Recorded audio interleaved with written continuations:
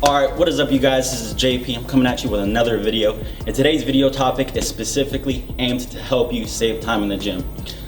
A lot of people want to apply advanced techniques, training techniques to their workout programs and to the stuff they do at the gym, but a lot of the times it's kind of misguided. And one of the more popular training techniques is called a superset. So if you don't know what a superset is, a superset is specifically where you combine two exercises together with no rest period in between.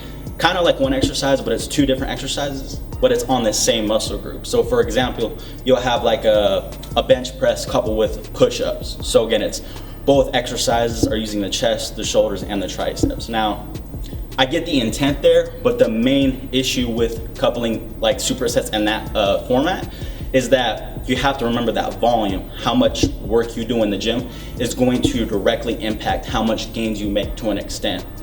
Remember, there is a limiting cap on that. It's not like the more volume you do endlessly, the more gains you're going to make. You know, there's a point of diminishing returns, and there's actually a point where you start regressing if you were to, like, let's just say do 100 supersets. But the intent there is to combine two exercises to get more gains. But like I said, if you were to do a set of bench press and then you were to take a rest period and then you were to do a set of push-ups in that format, like a traditional, you know, exercise, rest like that, you will actually get more volume on that muscle group than if you just kind of smash them together.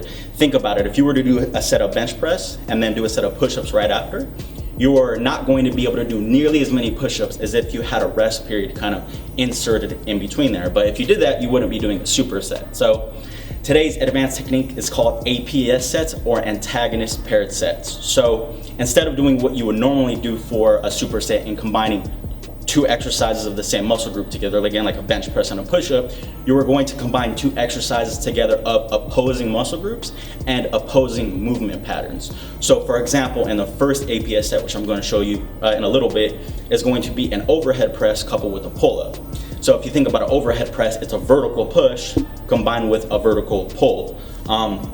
They're opposing functions, you know, one's vertical pull, one's a vertical push, and there are different muscle groups as well. So when you think about it, yes, there is going to be global fatigue. You are still going, like for example, your forearms might be a little bit fatigued from exercise to exercise, but you're not gonna have any local fatigue. So in an overhead press where your chest, your delts are working, you're going to the opposing muscle group, which is going to be your lats, your rhomboids, your traps, your rear delts, your biceps. So it's gonna be opposite muscle groups. So it's not really going to affect volume from exercise to exercise as much as a bench press and push-ups if you combine those together. So again, we're keeping workout volume high. And again, volume is going to dictate the magnitude of adaptation you see in regards to hypertrophy or how much gains you make to an extent. Again, I don't want someone to take that and run with it and say, oh, well, if I do 100 sets, I'm going to keep making more and more gains. It's not how it works. But again, when you couple exercises together in this format, again, you're not affecting volume as much, but and it actually, and some studies show that you will actually make more gains doing it this way. So on to the first APS set. All right, guys, the first APS set is going to be a barbell overhead press. I've done plenty of videos on this exercise. I personally feel like it's one of the most underrated pressing exercises you can do. I think that the bench press just gets way more attention, and the bench press is, you know, an amazing exercise. And if I had to pick one, I would pick the bench press, but I still think the overhead press is a good upper body, you know, developer and strength builder for the chest, shoulders, and triceps. So it's going to be the overhead press coupled with a pull-up. Now, I know the pull-ups are kind of hard. If you can't do a lot of pull-ups, you could kind of replace pull-ups with a lat pull-down. But if you can do pull-ups, I would definitely stick to pull-ups. So again, you're gonna be combining these two exercises with no rest in between, as many reps as, you know, you're aiming for, depending on whether you're aiming for strength, hypertrophy, or whatever your goal is. But that's completely determined up to you. So again, no rest in between. You're going straight from a barbell overhead press to a pull-up. All right, guys, the next APS set is going to be a horizontal push and pull. The first APS set was a vertical push and pull. So the next one's going to be a horizontal, again, different plane of movement. We're still getting the same muscle groups and they're still opposing, so it's the same concept. The first exercise is going to be a push-up. Again, you could add a weighted vest to this. You could just do body weight. If push-ups are too hard, you can do knee push-ups, or you can do push-ups kind of like on an incline surface, but whatever's going to fit your fitness level. The second APS set, we're gonna combine them at the end. I'm gonna do a little bit of an explanation on that. but we're kind of making this second superset not as difficult as the first two. Those are some pretty hard exercises. So again, the first exercise in the second APS set is going to be a push-up, tailored to whatever fitness level you are at right now. And the next exercise combined with the push-up is going to be an inverted row. So it's just a body weight row. Now the second exercise, again, if it's too hard, you can do the row on an incline or you can do it on a TRX. So some type of suspension trainer, a Jungle Gym XT, any of those suspension trainers. But other than that, you want as little rest as possible between these two exercises, and you want to smash them together just like the first APS set. All right, the third APS set, we're back to the really heavy compounds. And the first exercise is going to be the, king of pressing movements. It's going to be the bench press. You can tweak this to be a close grip bench press, a wider bench press, or just a standard bench press. But this is going to be the first exercise in the third APS set. Again, a good exercise for overall strength, hypertrophy, whatever your goal is. We're going to combine this bench press with a bent over row. Again, little to no rest in between. You go straight from the bench press right to a bent over row.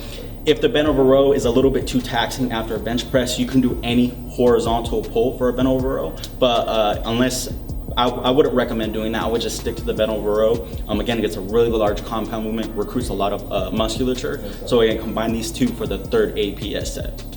All right, just like with APS sets 1 and 2, along with 3, we are now going the opposite of what we did for 3, which was a horizontal push and pull. We're going to a vertical push and pull. So for this one, we are going to combine a landmine press. One of my favorite exercises. Jeff Cavalier from Antagonist talks about this. If you have shoulder pain, then this is going to be a great exercise to develop your shoulders. I've had shoulder pain before. Doing too many standard presses negatively affects me. So doing a landmine press instead has helped me a ton, and it's just helped with my physique. So we're going to combine a landmine press with little to no rest in between. If you could do no rest, that's fine, but if you have to add 30 seconds, it's cool too. We're going to combine that with a neutral grip pull down. If you can do a neutral grip pull up, that's okay as well, but since this is going to be the second exercise in the coupling of these APS sets, which I'm going to explain at the end, I would prefer you guys stick to a neutral grip pull down, but combine these two for APS set number 4. All right, you guys, so you may be thinking, what do you do with these APS sets? How do you implement them into your workout program? So the first reason why you would implement these APS sets is if you're low on time, like I said at the beginning. If you're someone who doesn't have a lot of time, APS sets, again, you combine 2 exercises into one. So instead of getting all these rest periods, you're removing those rest periods and you're doing the workout in a shorter amount of time. But kind of alternatively, it's not necessarily just to make a workout short. Your workout might already be long, but you want to kind of compact more volume. You want a more dense workout.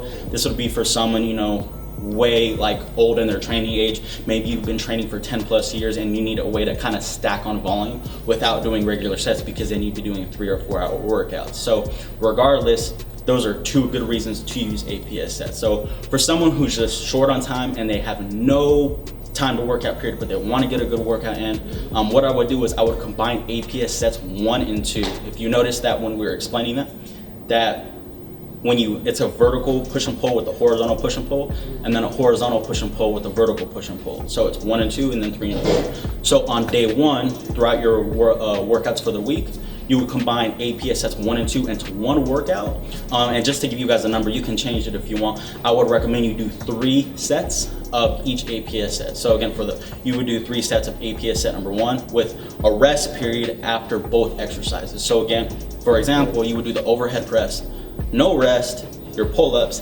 then you would take a 2 to 3 minute rest period, and then you would do 3 APS sets that way, and then you would do 3 sets of APS set number 2. So that would be day 1, and then 2 or 3 days later after you do your leg workout, or maybe you don't do legs, but you would do APS sets 3 and 4 combined into one workout, 3 sets of each. So think about it, you're getting a lot of volume, all compound movements, so you're kind of getting bang for your buck when you're doing these workouts.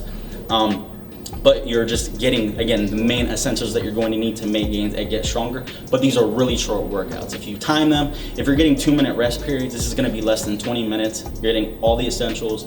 And then again, one pro of APS sets versus traditional supersets is you can focus on strength with these. You can go heavy.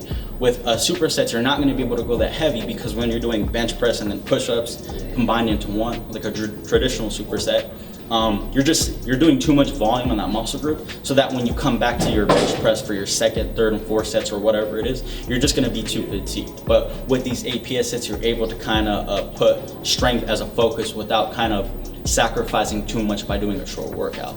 Again, alternatively, instead of, if your goal is not just, you know, to get a really short workout in, you can just slap these on with at the end of your workout for your regular workout, so you can kind of get more compact volume. If you guys have any questions, comments, leave them down below. I'll see you guys in the next video. Peace.